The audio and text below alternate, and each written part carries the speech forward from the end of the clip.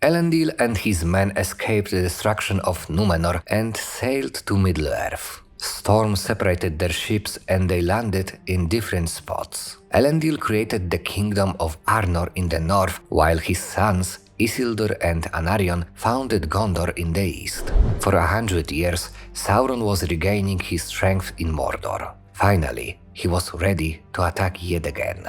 The surprise attack on Minas Ithil dates back to the years 300–429 of the Second Age. Isildur's troops were not prepared for an attack of this magnitude. The Dark Lord's plan succeeded. The fortress was quickly adapted to his needs, and the white tree planted by Isildur burned. Isildur survived the attack and managed to escape with his wife, son, and another white tree seedling.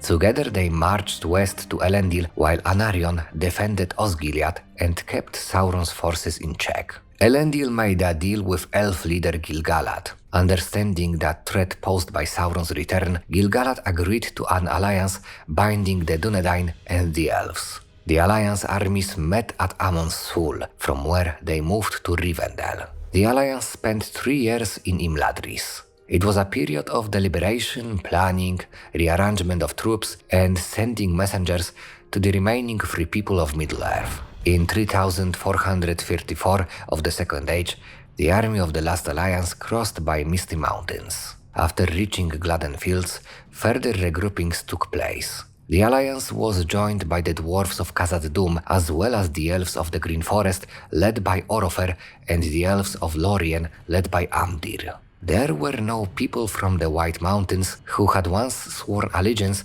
to Isildur. For breaking their oath, they were cursed by Isildur.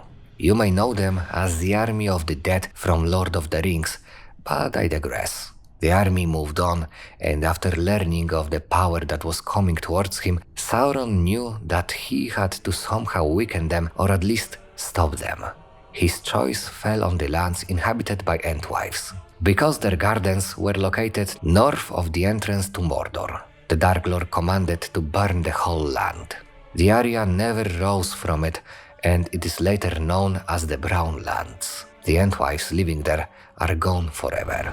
Sauron's sacrifice did not bring the expected results, and soon the army of the Alliance reached the fields of Dagorlad. Before the battle began, more troops of men arrived from the south under the leadership of Anarion. The battle began before Gil-galad, the leader of the Alliance, had a chance to give any order.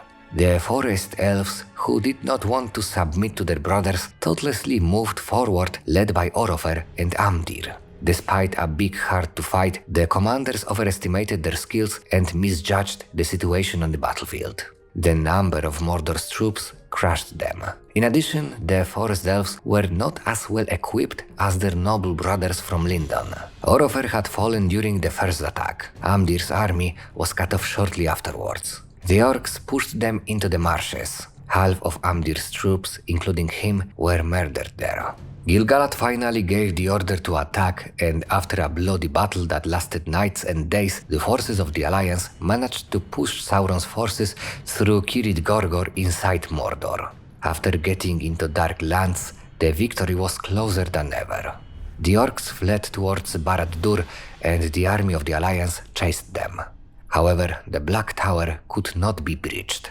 The 7-year siege has begun. 7 hard and uncertain years. On the one hand, the Last Alliance had Sauron trapped. On the other, Barad-dûr was impossible to force. All this time from the Tower of Sauron, his minions crawled and invaded the forces of the Alliance stationed in Mordor. In addition, it seemed that in Barad-dûr they had endless supply of arrows and missiles for catapults. The fire continued.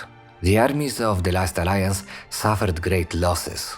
During one of these fires, Anarion's helmet was crushed by a stone. One of Gondor's kings died on the spot. After 7 hard years, in 3441 of the Second Age, Sauron himself finally came out of the tower. The siege was broken, and the battle has now moved to the slopes of Mount Doom. There, Sauron was confronted by the leaders of the Last Alliance, Gil-galad and Elendil. The fight was fierce. Sauron first defeated Elendil, who broke Narsil under him. Gil-galad met a more cruel fate because he was consumed by flames from Sauron's hand. Nevertheless, Sauron was also seriously injured. The situation was exploited by Isildur. He grabbed a shard of Narsil and he cut off Sauron's finger with the One Ring. Without the power of the One Ring, the Dark Lord could no longer hold his bodily shell and was lost. His minions were stunned. Some of them did not know what to do with themselves.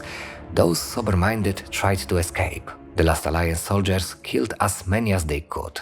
Later, their fallen comrades were buried in the fields of Dagorlad. Barad-dûr was also destroyed, or at least as much as it could be destroyed, because the foundations of the tower were one with the One Ring, and it wasn't destroyed. Isildur took it as family heirloom.